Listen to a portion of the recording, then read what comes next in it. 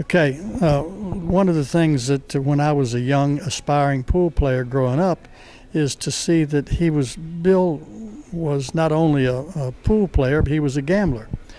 In the movie The Hustler, they had a young guy named Fast Eddie Felson, we knew as the Cincinnati Kid. And Minnesota Fats was actually New York Fats, a Rudolph Wanderone, a little fat guy from New York who won over $2 million playing down in Norfolk, robbing all the sailors when they came off the ship during World War II. But the Cincinnati Kid came through town, and he was really good. Well, he beat Bill playing 9-ball. But then Bill, being the gambler that he was, he arranged a poker game and won all of his money back from the Kid plus a whole lot more. So the Kid was a hell of a lot better pool player than he was a poker player because Bill ended up getting his money back. And I understand, as legend has it, he was playing golf over at East Potomac in what they call the wheel. All the best players had a 16-man bet going with everybody. And he came to the last hole, and he was down about $900. And so that old phrase in the pool room, double up and catch up, he said, all right. He said, I press for the whole thing. So and the guy said, well, you want a double bet? You want 2 presses? And Bill said, I'll take 2 presses. Bill won the hole with the birdie on the last hole and won $1,800, got his $900 back and $900 more. So that takes balls, baby. That takes guts. And I never saw him lose his cool except that last night when his protege, Little Red, beat him out of $40, and it just got under his skin. But I didn't mind. I knew he loved me, and over the years after I quit playing pool, one summer I coached swimming at Lee Graham Pool in Division III. We happened to have the divisionals down at Little Hunting Park, and if I'm not mistaken, you and your sister were both swimmers because he was there with his wife. Was your mama's name? Norma. Yeah, she was from West Virginia, as I think she was from Beckley, same place I'm from. Anyhow, they were sitting in lawn chairs, and I went over and chatted with him before the thing, and I had promised my players, my swimmers, that if we won the divisionals, that they could throw me in. And not only could you throw me in, you win the divisionals, and I'll swim the length of the pool with my clothes on. Well, we won the divisionals. They threw me in. I had saddle Oxfords and seersucker pants. I was pretty sharp when I was young dressing. They threw me in the pool, and I swam, and I got out to about midway through, and those damn shoes, those, what do you call them, with the black and white saddle Oxfords. Saddle Oxfords were weighing down. My toes were bumping off the bottom of the pool, but I finally made it to the short end and got out.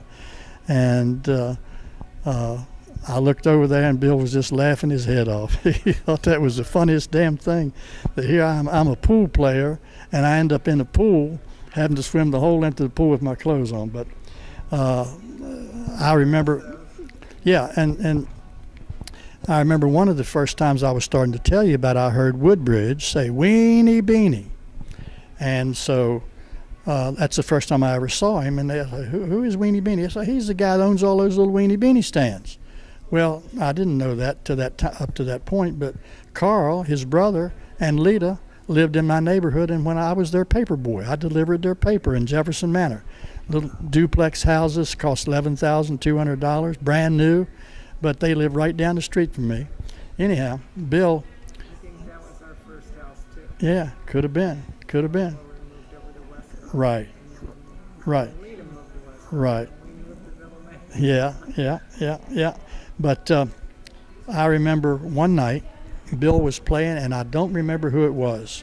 Maybe wasn't somebody from Alexandria, somebody from out of town, and they were playing for about 5 a game, and then it got to 10 a game, and Bill was down right much, and he had exhausted all the cash he had in his pocket.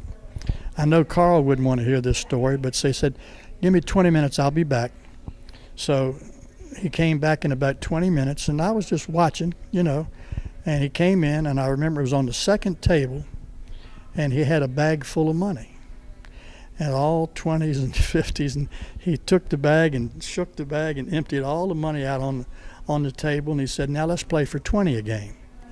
And that 20 a game was probably just above the guy's pressure level, because that guy folded like a weak suit, and Bill ended up winning all his money back and a bunch of money from the guy. And I thought, again, that guy's, I mean, he's cool, you know, and I thought that was great. And no matter when he played, he was always dressed, you know, very nicely. I mean, all the rest of the guys in the pool room it was like a Damon Runyon, you know, guys and dolls thing. We had an old guy that always had a cigar in his mouth called Hot Dog.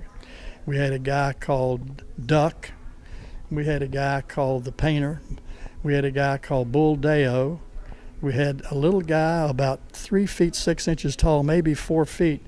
Everybody called him Mole because he had a hunchback. His name was Tommy Cook. He would carry a Coca-Cola crate around, and he didn't play 9-ball or any of the regular games. He played 5-ball because that's all he could stand. But he'd carry that crate around, prop the crate down, climb up on the crate so he could see to shoot.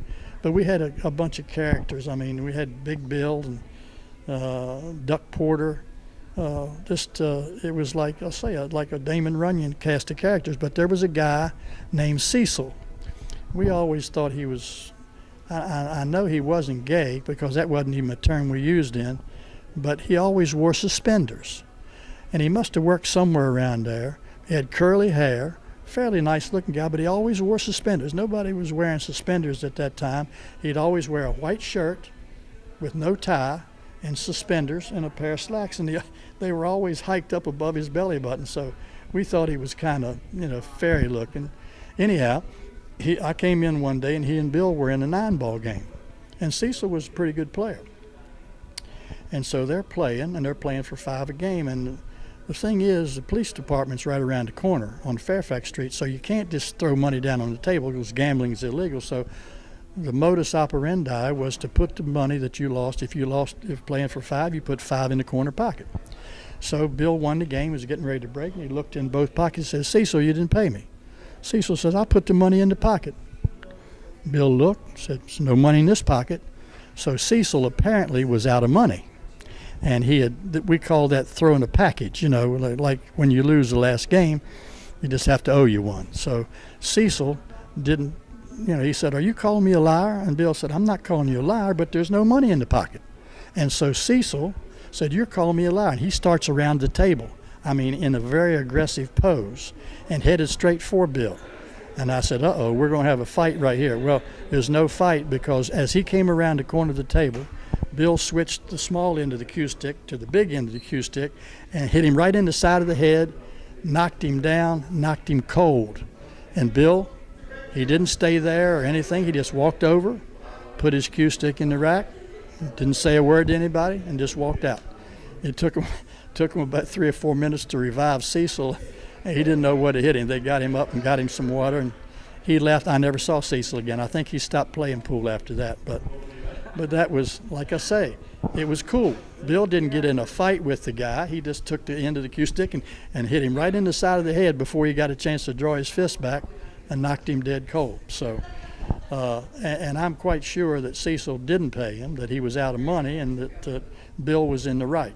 So that was Weenie Beenie. You know, he was my hero when I was 17. I won a lot of money playing pool when I was young. I won a lot of money a couple times, but mostly on things that he taught me, except I never had the patience to learn those trick shots like he did.